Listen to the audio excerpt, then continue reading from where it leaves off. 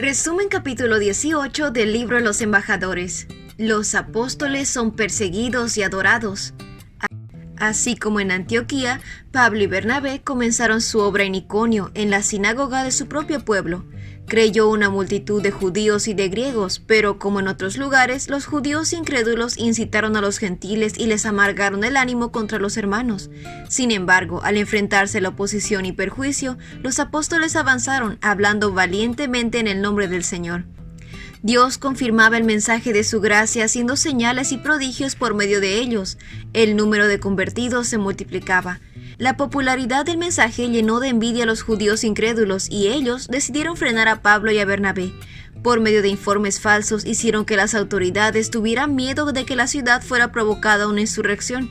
Sugirieron que detrás de estas grandes cantidades de personas que se adherían a los apóstoles había planes secretos y peligrosos. Los discípulos fueron traídos repetidas veces ante las autoridades, pero su defensa era tan clara y sensata que los magistrados no se atrevían a condenarlos.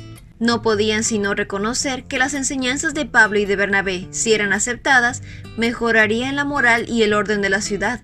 A causa de la oposición, el mensaje de verdad ganó publicidad, y los esfuerzos de los judíos por impedir la obra solo resultaron en que más personas se sumaran a la nueva fe. La gente de la ciudad estaba dividida.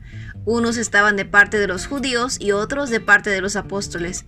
Tan furiosos estaban los judíos que decidieron lograr sus fines por medio de la violencia. Incitando a la multitud ignorante y ruidosa, crearon un tumulto que atribuyeron a los discípulos.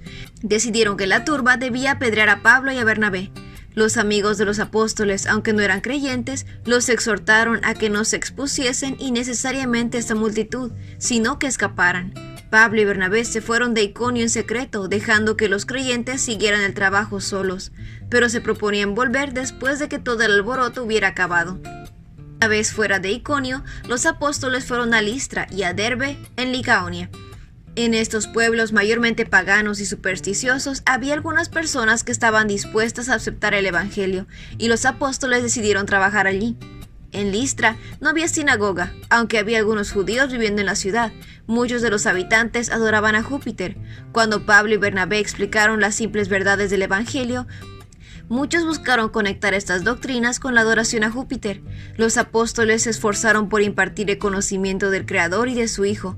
Primeramente dirigieron la atención de las obras de Dios, el sol, la luna y las estrellas, el orden de las estaciones y las imponentes montañas cubiertas de nieve y otras de las diversas maravillas en la naturaleza, que mostraban una habilidad que iba más allá de la comprensión humana. Por este medio, los apóstoles dirigieron las mentes de los paganos a contemplar al gobernador del universo.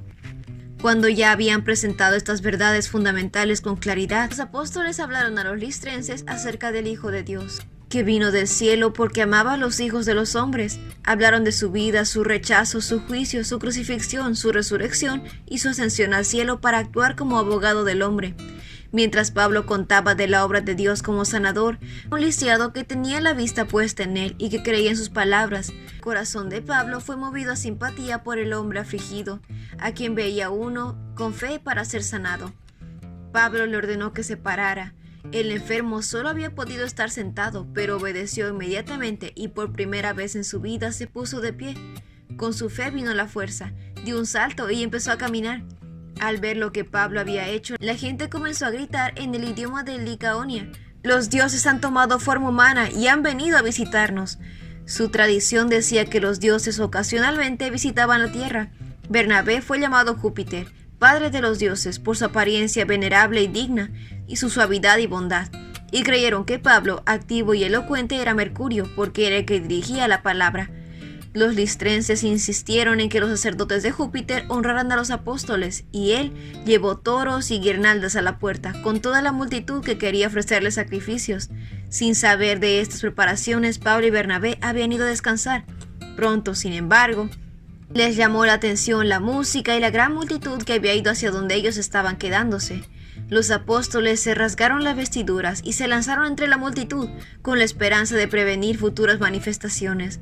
Con voz alta que sobrepasaba el sonido de los gritos, Pablo dijo: «Señores, ¿por qué hacen esto? Nosotros también somos hombres mortales como ustedes.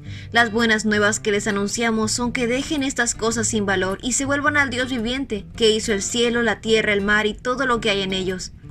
A pesar de los esfuerzos de Pablo por dirigir la mente de la gente hacia Dios como único objeto digno de adoración, estos hombres que creían firmemente que los apóstoles eran realmente dioses, tenían un entusiasmo tan grande que a duras penas evitaron que la multitud les ofreciesen sacrificios.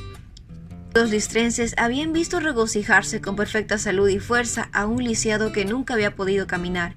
El pueblo se rindió en su propósito solo después de muchas explicaciones cuidadosas de parte de Pablo y de Bernabé con referencia a su misión como representantes del Dios del cielo y de su Hijo, el gran sanador. Las labores de Pablo y de Bernabé fueron reprimidas repentinamente. Llegaron de Antioquía y de Iconio unos judíos que, al enterarse del éxito de los apóstoles, decidieron perseguirlos. Al llegar a Listra, estos judíos inspiraron al pueblo con la misma amargura que dominaban sus mentes. Los que recientemente habían considerado a Pablo y a Bernabé como dioses fueron convencidos de que en realidad los apóstoles merecían la muerte y se volvieron contra ellos en un entusiasmo parecido al que habían tenido al alabarlos. Planeaban atacar a los apóstoles por la fuerza. Los judíos les encomendaron que no permitieran hablar a Pablo, alegando que los hechizaría. Los listrenses fueron poseídos por una furia satánica y agarrando a Pablo lo apedrearon. El apóstol pensó que había llegado a su fin. El recuerdo del cruel rol que había jugado él mismo en el martirio de Esteban acudió vívidamente en su mente. Cubierto de golpes y desmayado de dolor, cayó al suelo, y la turba enfurecida lo arrastró fuera de la ciudad creyendo que estaba muerto. En esa hora de prueba, los creyentes listrenses que se habían convertido a la fe de Jesús permanecieron leales y fieles. La cruel persecución por parte de sus enemigos confirmó la fe de estos hermanos devotos y ahora, al enfrentar el peligro, mostraron su lealtad, reuniéndose alrededor de quien creían estaba muerto. En medio de sus lamentos, el apóstol se levantó repentinamente con alabanzas a Dios en sus labios. Este milagro inesperado pareció poner sello del cielo sobre su cambio de creencias y alabaron a Dios con fe renovada. Entre los que se habían convertido en Listra había uno que compartiría con el apóstol las pruebas y los gozos del servicio pionero en territorios difíciles. Timoteo, este joven estaba entre los que se habían mantenido firmes al lado del cuerpo, aparentemente sin vida de Pablo, y lo había visto levantarse, magullado y cubierto en sangre, pero con alabanzas en sus labios, porque se había permitido sufrir por Cristo. Al día siguiente, los apóstoles se fueron de Derbe, donde muchos habían recibido al Salvador. Pablo ni Bernabé estaban contentos con emprender la obra en otra parte sin confirmar la fe de los conversos en los lugares donde habían trabajado recientemente.